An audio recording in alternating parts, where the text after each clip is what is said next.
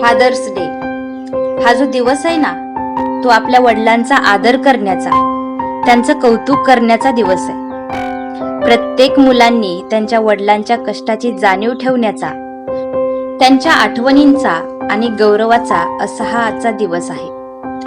तसं तर आपले हे वडील, आपले बाबा नेहमीच वंदनीय असतात. म्हणजे जे वडील आपल्या मुलाबाळांसाठी फक्त पैसाच नाही तर आपले संपूर्ण आयुष्य खर्ची करतात, अशा या वडिलांना या एका दिवसापुरतं नाही तर रोज जरी वंदन केलं ना तरी कमीच आहे. पण बऱ्याचदा वडील म्हणजे नेमकं काय हे आपल्याला ओळखताच येत नाही. हो, नाही ओळखता येत लवकर बाप म्हणजे काय ते. तुम्ही म्हणाल, मुक्ताई हे तुम्ही काय बोलताय? हो, मी हे त्यांच्यासाठी बोलते जे आपल्या वडिलांना माघारी फिरून बोलतात, इतके कष्ट करून सुद्धा तुम्ही आमच्यासाठी काय केलंय आणि केलं तर काय जगावेगळं केलं नाही, हे तुमचं कर्तव्यच आहे असं म्हणून मोकळे होतात. म्हणून म्हणते, नाही कळत प्रत्येकाला बाप म्हणजे काय ते. अहो, आपला बाप म्हणजे काय हे जर प्रत्येकाला कळलं असतं ना, तर आज एकही बाप वृद्धाश्रमात दिसला नसता. आज एकही बाप म्हातारा झाला तरी कष्ट करताना दिसला नसता, वनवन फिरताना राबताना दिसला नसता.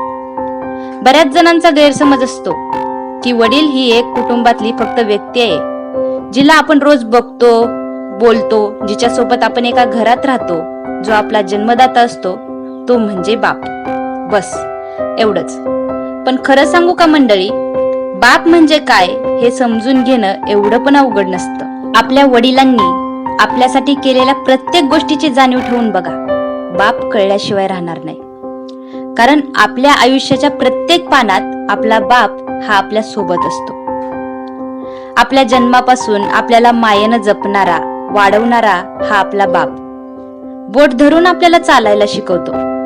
लहानपणी इकडे जाऊ नको पडशील, तिकडे जाऊ नको पडशील असे सांगणारे आणि पडलोच तर घाबऱ्या घुबऱ्या होऊन पळत येऊन आपल्याला उठवणारे आपले वडील. कधी विचार केलाय का हो? लहानपणी एवढेसे असणारे आपण आज आपल्या वडिलांच्या मिठीत सुद्धा मावत नाही. कारण आपल्या बाबांनी खूप कष्ट करून आपल्याला लहानाचं मोठं केलेलं असतं. आठवतंय का? ऊन ताण न बघता कष्ट करणारा आपला बाप पैसे साठवू ठेवायचा आणि आपल्या लेकरांना शाळेसाठी पैसा लागल, दप्तर, पाटी, गणवेश लागल, एवढंच काय, शाळा लांब असली तर आपल्या लेकराला एखादी चप्पल किंवा सायकल घेऊन द्यावी यासाठी धडपड करायचा. परिस्थिती हालाकीची असायची, पण आपल्या लेकरांना चांगलं शिक्षण मिळावं, चांगलं खायला मिळावं, राहायला चांगलं घर असावं यासाठी आयुष्यभर कष्ट करणारा बाप स्वतः मात्र फाटकी कपडे, तुटकी चप्पल घालायचा, पण आपल्याला राजकुमारासारखं ठेवायला बघायचा. बऱ्याच जणांना आठवत असेल बघा, पूर्वी आठवडा बाजार आला की नाही, आपला बाप पिशव्याच्या पिशव्या भरून खायला आणायचा. आणि तुम्ही बघितलं बी असेल की आपला आई बाप आपल्या घरात जर कधी काही खायला आणलं तर ते आपल्या आधी किंवा आपल्या बरोबर सुद्धा कधी खायला बसत नसायचे. याचं कारण एकच असायचं की आपल्या लेकरांनी आधी पोटभर खावं.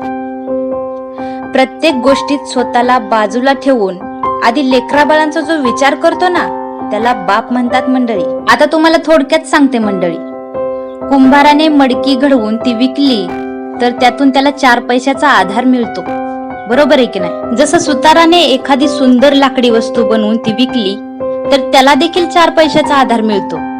अहो, एवढंच काय, एखाद्या शेतकऱ्याने चांगलं पीक जोपासलं तर त्यापासून सुद्धा त्याला चांगलं धान्य मिळतं.